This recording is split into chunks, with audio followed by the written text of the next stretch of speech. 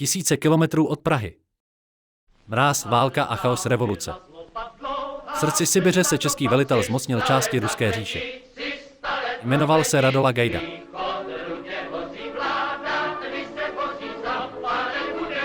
Československá legie byla sformována, aby bojovala za českou a slovenskou nezávislost. Po revoluci v Rusku se její vojáci ocitli uprostřed občanské války. Gajda se v řadách rychle stoupal. Mladý, ambiciozní a nemilosrdně efektivní. Pod jeho velením legionářské jednotky dobývaly jedno sibiřské město za druhým. Po určitou dobu kontrolovali tisíce kilometrů železničních tratí.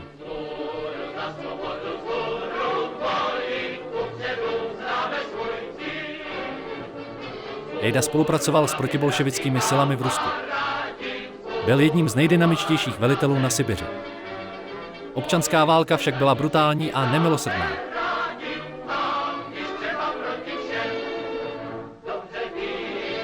Když se situace změnila, legie se musela evakuovat na západ. Sibiřská éra skončila.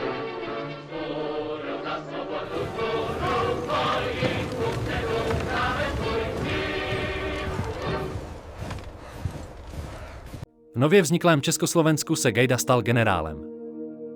Byl válečným hrdinou. Politika se ale ukázala být obtížnější než fronta.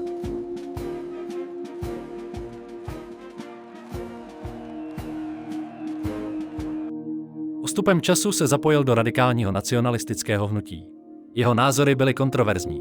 Někteří lidé ho vnímali jako vlastence. Jiní ho vnímali jako nebezpečného politika.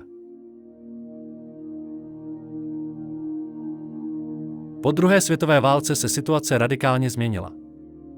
Komunisté se chopili moci. Bývalí velitelé a národní aktivisté se ocitli pod dohledem.